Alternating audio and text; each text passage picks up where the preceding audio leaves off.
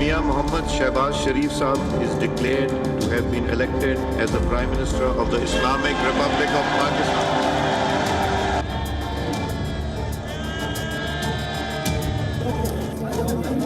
चीन पाकिस्तान का एक वफादार, काबिल एतमाद और अमन और दुख और सुख का साथी है चीन।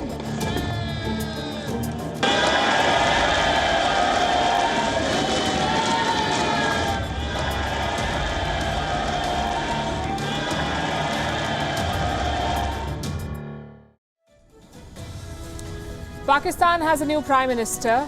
No surprises on the name. It is Shehbaz Sharif. The Parliament voted out Imran Khan on Saturday. We played out the drama live here on WION. Today they've elected Sharif, the National Assembly of Pakistan. But it's a battle half won, because Sharif inherits a mess in Pakistan, a struggling economy, rising debt, terror groups on the offensive, and worsening relations with the world. He's tried to hit the ground running. But is Sharif the right man for the job? Can he work with the generals of Pakistan, the same generals who sent his brother Nawaz Sharif packing? And what happens next to Imran Khan?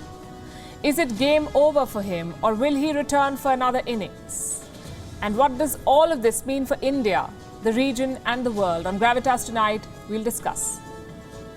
Mia Mohammad Shehbaz Sharif Saab is declared to have been elected as the Prime Minister of the Islamic Republic of Pakistan.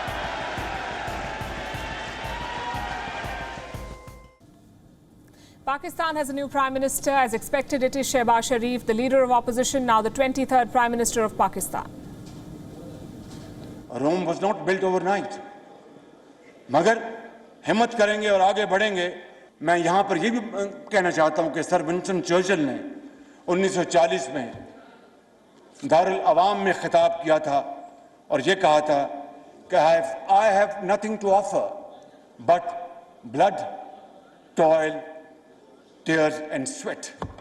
मैं आपको ईमानदारी से कहता हूं कि आज जिस जगह पर माजी की हुकूमत ने मुल्क को छोड़ा है, हमारे पास आंसुओं और आहों और खून देने के अलावा कौम को कुछ नहीं बचा। लेकिन हिम्मत नहीं हारनी चाहिए। मेरा ईमान है कि अगर हिम्मत होगी, अल्लाह से हम रहम मांगेंगे और मेहनत करेंगे तो ये पाकिस्तान की हालत जरूर बदलेगी। That was Sharif's first message to his people. He also swore allegiance to China and gave a piece of advice to India's Prime Minister Narendra Modi. All of it in his very first address as Prime Minister of Pakistan. We'll play out those in a bit. But first, let's recap the day for you. Pakistan's National Assembly met today. On the agenda was the election of a new Prime Minister. The gallery was packed. Our correspondent Anas Malik was in the hall. It was a ruckus, he said. There was a lot of sloganeering. Slogans against Imran Khan, slogans against Sharif and his party, the PMLN too. Midway through the session, Imran Khan's party, the Pakistan Tehreek-e-Insaf, decided to resign en masse.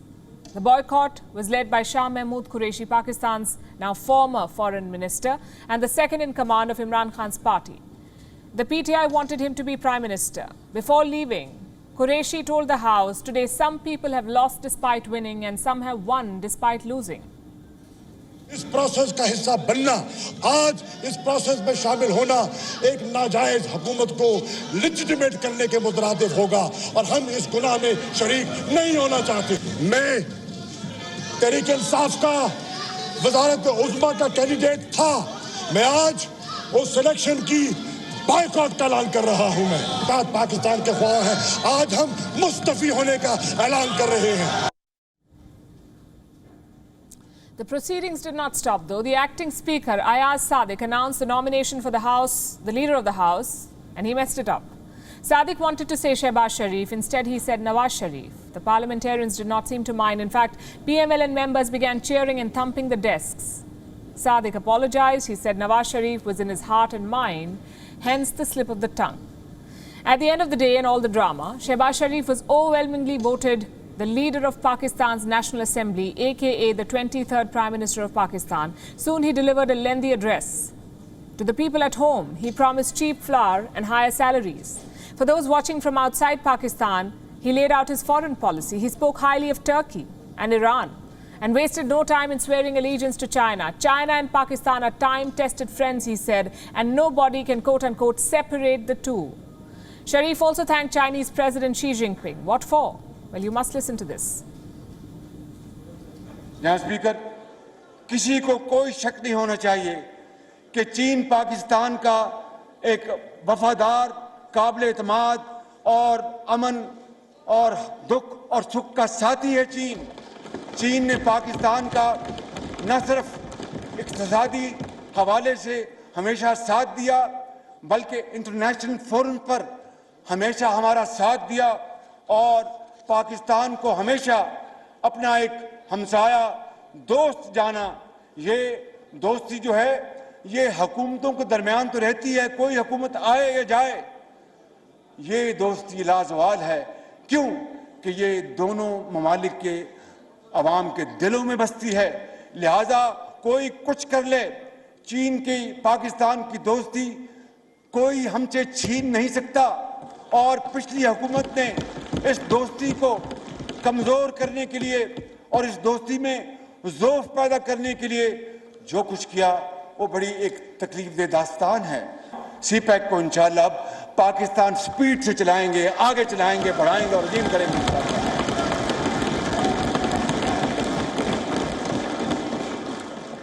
और हम चीनी सदर जनाब Xi Jinping और चीनी क़यादत के इंतहाई शुक्रगुजार हैं। यहाँ स्पीकर,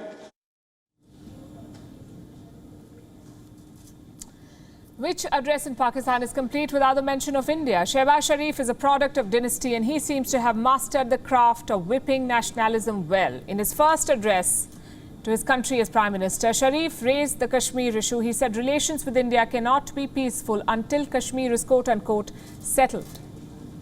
नवाज शरीफ ने भारत से जब अमन का हाथ बढ़ाया था तो वही नवाज शरीफ था जिसने अक़वाम मुत्तहिदा में असेंबली में वहाँ पर जाकर कश्मीरियों की हक खुद इरादियत, उनकी आज़ादी के लिए एक ज़ोरदार, बहुत शानदार, इंस्पायरिंग तकरीर की थी।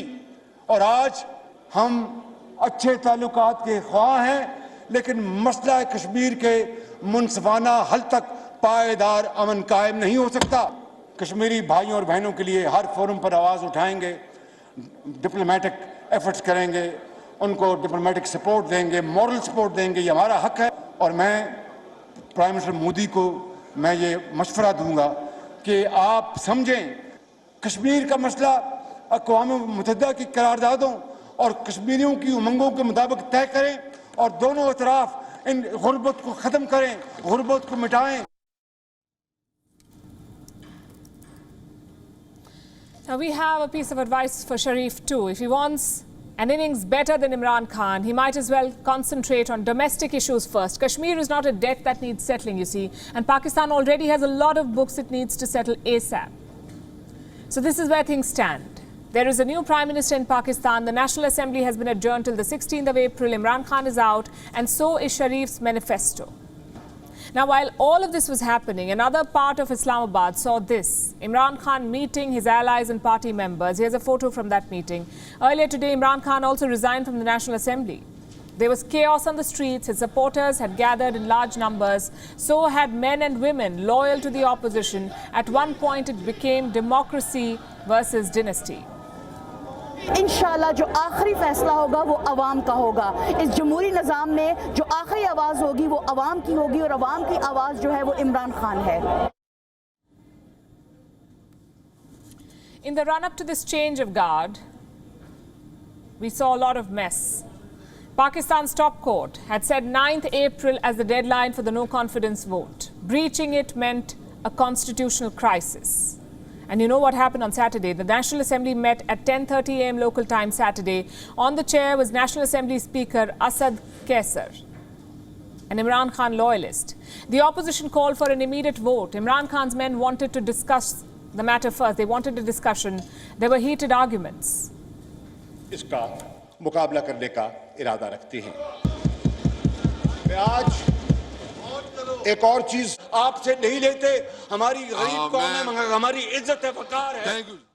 The Speaker adjourned the proceedings within 30 minutes. He gave no reason why. The clock was ticking. The deadline for the vote was fast approaching. The House met again, 11:45 p.m. local time. The Speaker and Deputy Speaker quit. Opposition leader Ayaz Sadiq took over the session.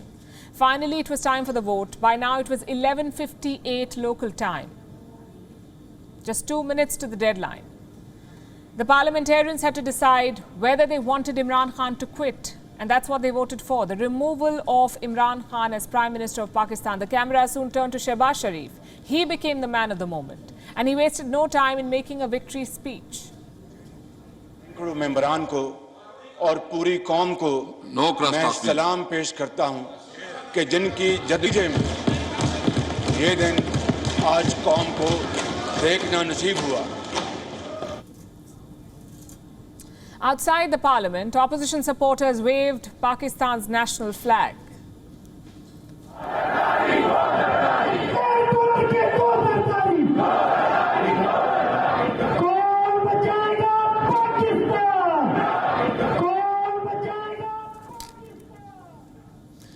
And they were not alone. Imran Khan supporters were there too, protesting the removal of their leader.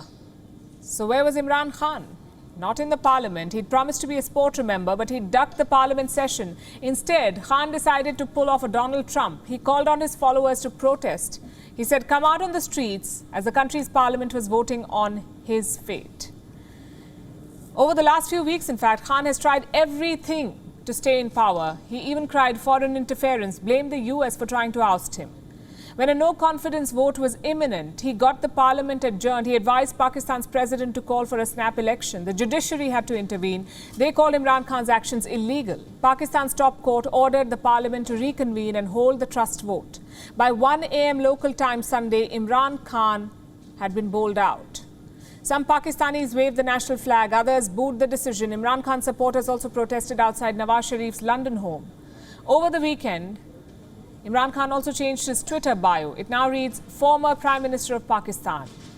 He tweeted thanking his loyalists for the support and branding the opposition leaders the local Mir Jafars. It's a reference to the first dependent Nawab of Bengal under the East India Company. In short, a traitor. Now, here are a few things that you must note at this point. Number one, the mass resignation of leaders from the National Assembly could lead to by-elections. Number two, Shehbaz Sharif will be leading a coalition/unstable government. And number three, the change of guard will also reflect on Pakistan's foreign relations. FYI, elections in Pakistan are due in August 2023. What happens in Pakistan between now and then will be decided by three protagonists. So who are these protagonists? The ones who fought the battle in Islamabad and the ones who controlled it from the shadows in Rawalpindi. We're focusing on three individuals: the fallen Prime Minister Imran Khan, the new Wazir-e-Azam Shehbaz Sharif, and the puppeteer of this chaos, Army Chief General Bajwa. What's in store for them? Over the next 4 minutes, we'll discuss. We'll start with Imran Khan, the first Pakistani Prime Minister to be removed through a no-trust motion, and the 20th one to leave office without completing a full term. All of his predecessors have met the same fate. No Prime Minister has completed a full term in Pakistan. Few have fought back or returned to power. Will Imran Khan's fate be the same? Is he out for good or will he play another innings? The answer depends on who you ask. His critics have already written him off. They've declared the end of his political career. They say it's only a matter of time before he gets relegated to history books. His supporters disagree though. They say Imran Khan is not your run-of-the-mill politician, that he'll come back stronger. They're calling his loss the beginning of a new journey that might even see him return to power. Like I said, Pakistan will head to polls again in about a year from now, May 2023. That's when elections are scheduled to be held. The PTI says it will win that election. They're sure of a two-thirds majority, they say, and they've already started campaigning. But do they stand a chance? Well, for that, they must campaign in Rawalpindi because governments in Pakistan are selected, not elected. No one comes to power without the army's blessings. Here's an unspoken rule about Pakistan politics. The generals can have a favorite prime minister, but the prime minister cannot have a favorite general. Imran Khan broke that rule. He tried to punch above his weight, interfered with the army's affairs, and reportedly even conspired to remove the army chief. History is proof. No leader has gotten away with this. They've been jailed, exiled, killed, or just removed from office. Imran Khan has been ousted from power, but his troubles may not end there. The opposition has already accused him of treason. They're trying to restrict his activities. They're stopping him from flying abroad and getting him probed for corruption. A number of petitions have been filed. Pakistan's top court has rejected a few. Others are still pending. So to put it simply, Imran Khan faces an uphill task now. Best case scenario, he remains out of power. Worst case scenario, he faces the wrath of the establishment. Which brings us to protagonist number 2, Shehbaz Sharif, the new Wazir-e-Azam or Prime Minister, facing a different set of challenges. A stagnant economy, crippling debt, soaring inflation, a feeble currency, escalating violence, growing terrorism and strained relations with the US. Pakistan's economy, to start with, is in a shambles. Inflation over 12%, foreign debt $130 billion, currency 190 Pakistani rupees for a dollar. Shehbaz Sharif will have to introduce some radical reforms to turn things around, and he only has 1 year to prove himself. If he gets 1 year, that is. Next challenge, insurgency. The Pakistani Taliban is on the offensive. Since March this year, they've carried out a string of attacks, targeted government projects in the northwest. Imran Khan tried to strike peace. He signed a truce with the Tehreek-e-Taliban. It did not last. So what will Shehbaz Sharif do? In the past, he's been wishy-washy, not acting firmly against extremists, but not striking peace deals with them either. And every time there's a change of guard in Pakistan, terror groups increase their activities, their attacks to buy more concessions. So Sharif will have to act fast to rein them in, if he wants to rein them in. Third challenge, foreign relations. The West is upset with Pakistan, and a lot of it is Imran Khan's doing. First, he attended the Beijing Winter Olympics when the West boycotted it. Then he visited Moscow on the day Russia invaded Ukraine. And then he resisted all calls to condemn Russia's actions. Pakistan's ties with America, in fact, are fraying, and Shehbaz Sharif will have to work hard to undo that damage. He will have to appease the US to keep the money flowing.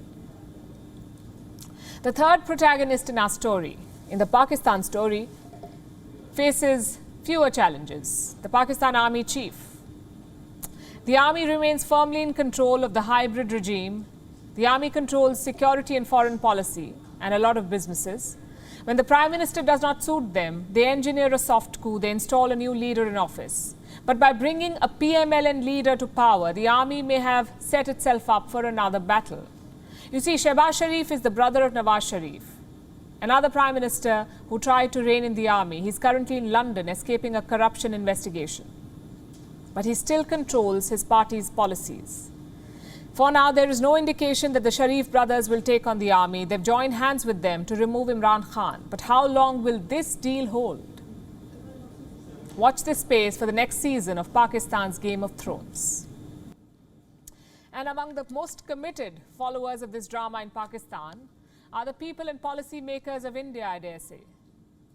Because the impact on them could be direct. It's hard to say what's more dangerous for India, a stable Pakistan or an unstable Pakistan. It's been a perpetual nuisance, and it's now the very picture of chaos. What's worse, it's not alone. India's neighborhood is in crisis mode. We've already told you about what's happening in Pakistan. The chaos is creating room for more terrorists. It is giving oxygen to the likes of ISIS, the Islamic State. They're reviving themselves in Pakistan. To India's east is China, accelerating its nuclear buildup. This could further destabilize the security of South Asia. Down south, Sri Lanka is struggling to stay afloat. They're broke. Colombo could run out of medicine soon. Sri Lankan refugees are landing in India. And another neighbor struggling economically is Nepal, so much so that they've banned imports of luxury goods. Nepal wants to cut back on its import bills. This is India's neighborhood. Put these stories together on the map and you see the challenge that India faces. Any instability could spill over. India is sitting in a difficult neighborhood. Not something Delhi chose, but something it must learn to live with. Again, we'll start with Pakistan. You already know about the drama in the run-up to Imran Khan's ouster. It confirms how weak the civilian leadership is. And amid this chaos, a terrorist group is reviving itself. I'm talking about the Islamic State. It has found a new base in Pakistan, and no surprises there. Pakistan has the perfect ecosystem to revive ISIS. And the Islamic State is making the most of it. It is stepping up attacks. The most recent one happened last month. A mosque was bombed in Peshawar. It was a suicide attack. 60 worshippers died that day, 6-0. Reports say the bomber came from Kabul. The ISIS have struck more targets. I'll share some numbers with you. Pakistan has seen 52 terror attacks by March this year. Last year it saw 35 attacks in the same period. So the number of attacks has increased dramatically. And these attacks have been carried out by various groups, but the Islamic State was behind the worst of the lot. More specifically, the Islamic State Khorasan, or ISIS-K, the same terror group that bombed the Kabul airport last year. It has shifted its focus on Pakistan, say some reports. The ISIS-K is piggybacking off existing Pakistani terror groups. A majority of its members are said to have been from the Lashkar-e-Jangvi. They simply moved over. And now they're stepping up attacks inside Pakistan, and this presents a direct security challenge, not just for Islamabad, but also New Delhi. Challenge number 2, China. It is deploying more nuclear weapons. China is rapidly building more nuclear silos. The construction is happening in Yumen. This is in western China. Reports say China is building about 120 silos here. Why the sudden build-up? There has been a shift in China's security strategy, it seems. Beijing fears it could clash with American forces over Taiwan. It wants more deterrence, something that would force the US to stay away from Taiwan. And the answer, Beijing believes, is nuclear weapons. Now, with these new silos, China could double the size of its nuclear arsenal. The same nukes can easily be pointed towards India too. And that's why India needs to worry. A bigger nuclear arsenal could give incentives to Beijing to attempt more misadventures at the border. China has created another problem for India, and that's down south. Sri Lanka's debt crisis. It's worsening by the day. And there's a dangerous shortage of medicines in Sri Lanka right now. Reports say Colombo is almost out of life-saving medicines. Doctors are now being forced to make difficult choices. They have to decide who gets treatment and who's left out. Sri Lanka's dire straits and situation is forcing more people to leave. On Sunday, 19 more Sri Lankan refugees landed in India. They reached Rameshwaram in 2 boats. So far, 39 refugees from Sri Lanka have come to India. Reports say many more could be on their way. Last week, the Indian mission in Sri Lanka ruled out a major refugee crisis. But the situation in Colombo is not improving. The anti-government protests are escalating. Protesters have now pitched tents outside the presidential secretariat. The opposition is gunning for the Rajapaksas. They want a change of guard before the negotiations with the IMF. They want to talk about a bailout with the IMF. A new government with a new prime minister should do that. That's what the opposition said. And it could happen. In Parliament, the Rajapaksas are in minority. A no-confidence motion is being talked about. It could be moved if it succeeds. Prime Minister Mahinda Rajapaksa could be ousted. And he spoke out today. He assured his government that his government, in fact, is doing everything to tide over this crisis. So what is Sri Lanka's plan for a bailout? They technically have a finance minister, Ali Sabri, and he shared some details over the weekend. Basically, if we can restore the supply chain, if we can provide these necessities on time, we can get our tourism back on track. That will bring dollars in. We need to protect our export industry. We need to protect our supply chain. So if we can do that, I feel if we can, I mean, the numbers are still being worked out. I just taken over a day or 2 ago. But the rough figure is probably we need about 3 billion infusion during the next 3 to 6 month time from now to 3 to 6 months for us to meaningfully come out of it. So Sri Lanka expects $3 billion from the IMF. How much is Colombo's total foreign debt? $51 billion, according to one estimate. Will $3 billion be enough? Colombo believes it will be enough for them to tide over the crisis, at least for the next 3 years. And this is at best a stopgap arrangement. Sri Lanka will have to do more, and it is going to need more help. So will Nepal. Nepal too is facing an economic crisis. It has been forced to ban imports of luxury items. That's because it doesn't have the money to support them. Nepal's foreign exchange reserves are rapidly declining. In February, they had dropped below $10 billion. That's enough, good enough in fact, to fund imports for around 6.5 months. Prices of essential commodities like fuel and food are shooting up, so the reserves may deplete at a faster rate. South Asia, in fact, is going through a tough time. Governments are falling apart, leaders are losing power, there's economic distress, millions are struggling to make ends meet, and this has triggered a lot of backlash too. There are new and emerging security threats, and this instability cannot be dismissed as temporary. It is throwing up serious challenges for India, challenges that need a proactive response and not reactive initiatives. Our next story is from France. The presidential race has entered its next phase. Emmanuel Macron and Marine Le Pen have emerged as the top two candidates. They won the most number of votes in the first round of election that was held on Sunday. They will now face each other in round two. That's on the 24th of April. Who will win this one? Will there be any kingmakers in this contest? And what do the experts say about who has a better chance of winning? Here's all you need to know.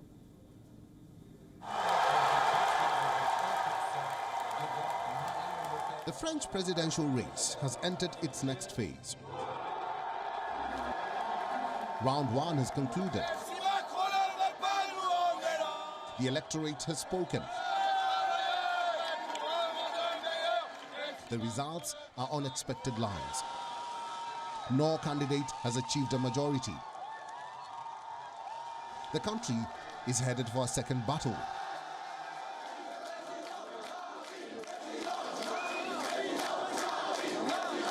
Battle between the centrist president Emmanuel Macron and the face of France's far right, the firebrand Marine Le Pen. It's a déjà vu moment, a rerun of the 2017 contest. Both Le Pen and Macron were the top choices back then. This time too, they are ruling the political roost. In the first round, Macron has clinched 27.6% of the vote. Le Pen has taken 23.4% of the vote. Macron has scored higher than what opinion polls predicted. His vote share is also bigger than his first round tally 5 years ago, an indication of his growing popularity, also the success of his style of politics. But this doesn't guarantee his victory. Another round is left to go, and the outcome is uncertain. So Macron is advising caution, telling his voters to hold their horses. Over the next 2 weeks, let us spare no effort because nothing is done. Let's be humble, determined, and let's convince everybody that on April 24th, we can make the choice of a new French and European era. On April 24th, we can make the choice of hope. And on April 24th, we can make the choice for France and Europe together. This advice is rooted in reality. Macron's rival Marine Le Pen has also scored higher than opinion polls, and her first round tally in the 2017 elections, an indication of how her promises have also clicked with voters. In her triumphant speech on Sunday night, she sought to capitalize the anti-government sentiment and called upon those who did not vote for Macron to join her in the next round. In this first round, the French people have clearly wanted to arbitrate a fundamental choice between two opposing visions of the future. Either the division, injustice and disorder imposed by Emmanuel Macron for the benefit of a few, or the gathering of the French around social justice and protection, guaranteed by a fraternal framework around the age-old idea of nation and people. All those who today did not vote for Emmanuel Macron have, of course, the vocation to join this gathering. So when is a rematch? April 24th. How tough will it be? Quite tough. The choices have narrowed down to two, plus a number of kingmakers have emerged, like Éric Zemmour from the far right and Jean-Luc Mélenchon from the far left. Both did not make it to the final round. They've now thrown their weight behind the top two candidates. They're running their supporters to vote in their favor. Zemmour is campaigning for Le Pen. Je ne me tromperai pas d'adversaire. C'est la raison pour laquelle Mélenchon is rooting for Macron. He's asked his left-wing supporters to not give a single vote to Le Pen. Il ne faut pas donner une seule voix à Madame Le Pen.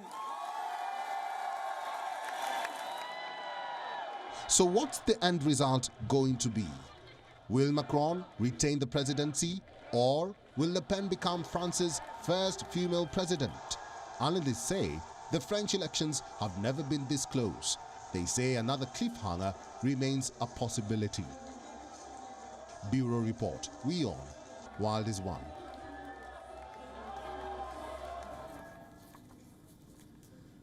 Our next story is from Israel. It's in the grip of unrest once again. Tensions are rising in the West Bank. There are growing attacks in Tel Aviv. In the last 2 weeks, 13 people have died. Scores have been injured. The violence was expected to subside during Ramadan, but that has not happened. Over the weekend, 5 more people lost their lives. What explains the spate of violence? Here's a report. 3 months into 2022, and Israel is on the edge once again. We're seeing a rerun of 2021. Tensions are rising in the West Bank. There are recurring attacks in Tel Aviv, and Jerusalem is in the grip of unrest. 13 people have died, scores have been injured. The situation is precarious. How did things get here? It all began on the 22nd of March. A Palestinian man killed 4 Israeli citizens. Then, on the 27th of March, 2 Israeli border police officials were killed. And on the 29th of March, 5 Israeli citizens were murdered near Tel Aviv. In all 3 cases, the attackers were killed by Israeli forces. The onset of Ramadan was expected to tone down tensions, but the opposite has happened. Last Friday, there was another attack. This time at a bar in Tel Aviv. A suspected Arab gunman killed 2 Israeli citizens. Within hours, he was traced down and shot dead. During the night, hundreds of policemen were patrolling the streets of Tel Aviv to find the attacker. We went from one home to another, also on the roads. Around 5:20 a.m. in the morning, here at this site, the police spotted the terrorist. When he saw us, he opened fire on us. Then, we neutralized him. The Israeli Prime Minister has described these attacks as a new wave of terror. He has promised to make the attackers pay and declared the beginning of a new offensive. We will get wherever is needed, whenever, in order to cut off these acts of terror. The state of Israel has gone on the offensive. And the offensive has indeed begun. On Sunday, 2 Palestinian women were shot dead in the West Bank. In a separate case, a 17-year-old teen was killed by Israeli soldiers. Israel says they were all perpetrators of terror. The Palestinians say the killings were an act of revenge. They've hit the streets to protest. Demonstrations are being held in Ramallah, Bethlehem and Jenin. يعني الأمور متجهة أصلا نحو التصعيد، الأمور متجهة نحو المواجهة. ما شاهدناه خلال الأسبوعين الماضيين له عنوان واحد، هو المواجهة والدماء والضحايا وجرائم الاحتلال. هذه الجرائم. As tensions escalate, so is the propaganda. Reports say the Palestinian social media has been flooded with messages calling upon people to pick up arms against Israel. Militant group Hamas has also sprung into action. It's issuing warnings to Israel, threatening rocket attacks. The timing couldn't be worse. 3 major religious festivals are overlapping this month: Ramadan, Easter, and Passover. Muslims, Christians, and Jews. They're all expected to hold processions in the days ahead. Israel is a powder keg. Let's shift our attention to Washington, D.C. India and the United States are holding a major bilateral engagement, the 2+2 dialogue, a format where defense and foreign ministers from both sides meet. And that's happening later tonight. The defense and foreign ministers of India and the US are meeting and talking. Just a few minutes ago, though, a virtual meeting took place. Prime Minister Narendra Modi of India spoke with US President Joe Biden. As expected, the invasion of Ukraine dominated this conversation. Biden applauded India's assistance to Ukraine during the war. Before the talks, the White House had dropped a hint. The Biden administration wants to push India to take a stronger position against Russia. But Prime Minister Modi did not shy away from the topic. He set the record straight on India's position on Ukraine. This is what he said. मैंने Ukraine और रूस दोनों के राष्ट्रपतियों से कई बार phone पर बातचीत की। मैंने न सिर्फ शांति की अपील की, बल्कि मैंने राष्ट्रपति पुतिन को यूक्रेन के राष्ट्रपति के साथ सीधी बातचीत का सुझाव भी रखा। हमारी संसद में भी यूक्रेन के विषय पर बहुत विस्तार से चर्चा हुई।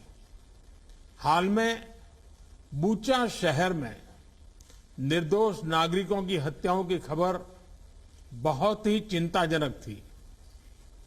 हमने इसकी तुरंत निंदा की और एक निष्पक्ष जांच की मांग भी की है।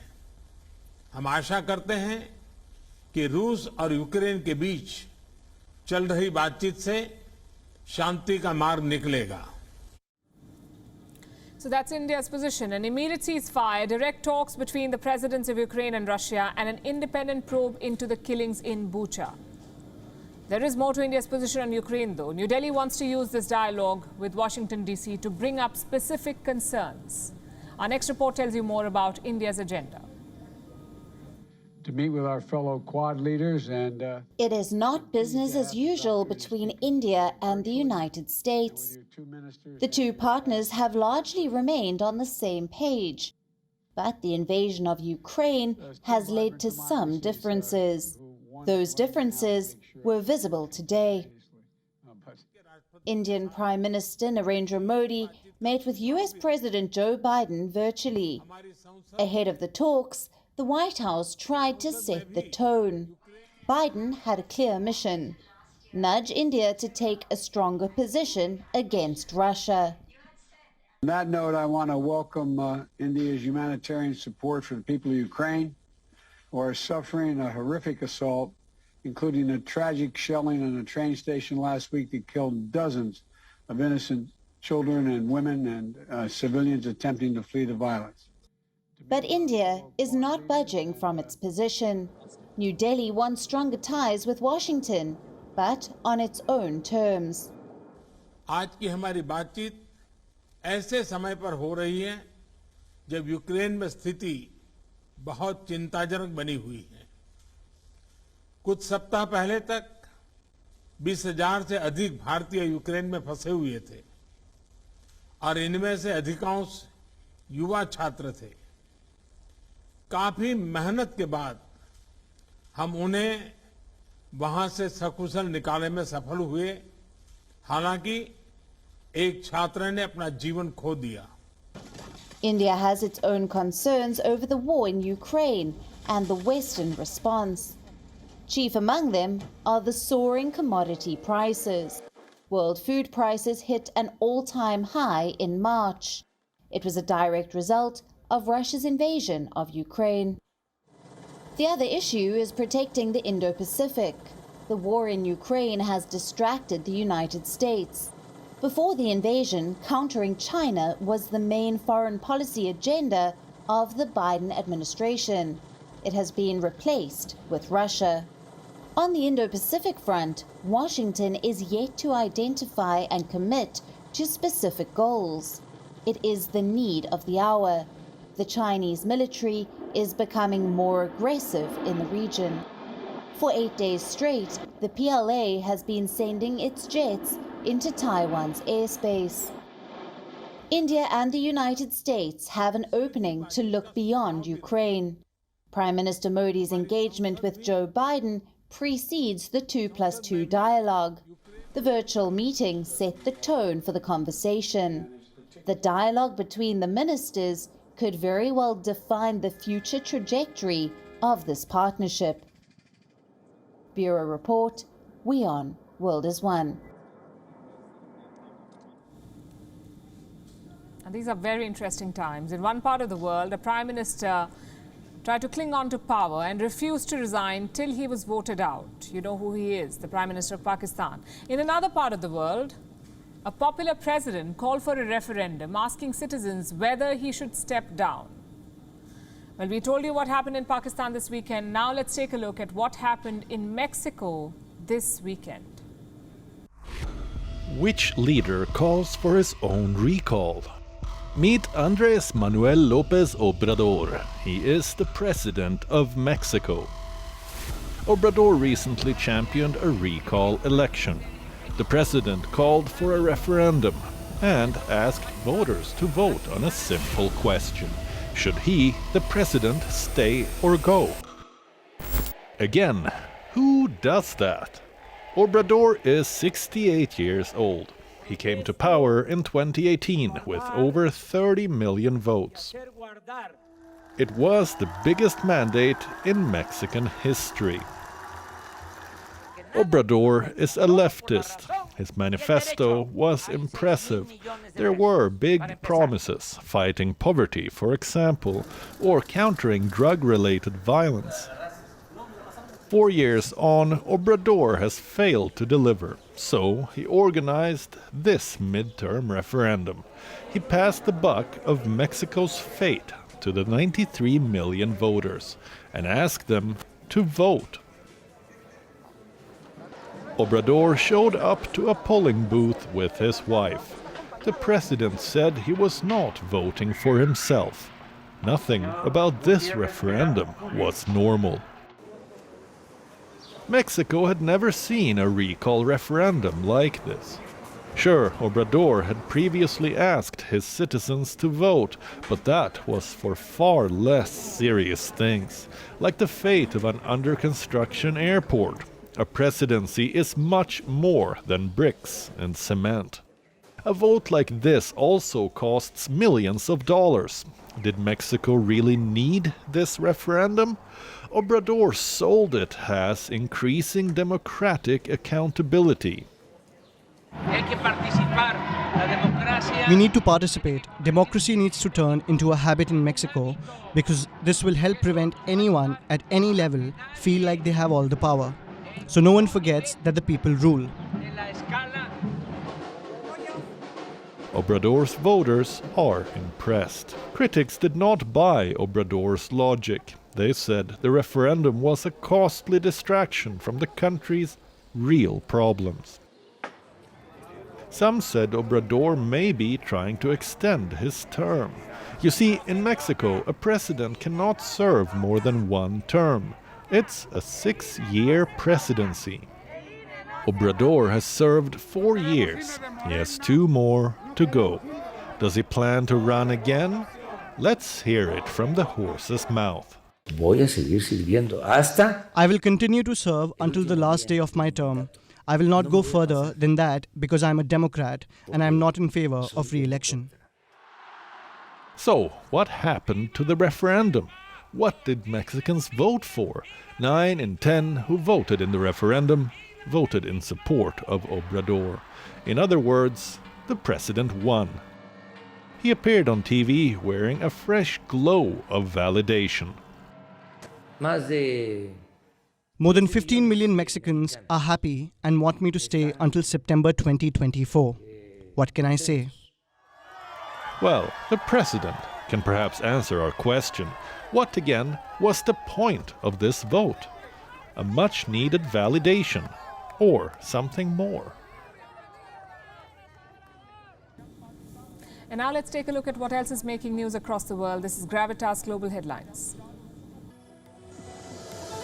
Sri Lanka's doctors warn that they are nearly out of life-saving medicines, warning that the island nation's economic crisis could cause a worse death toll than the COVID-19 pandemic.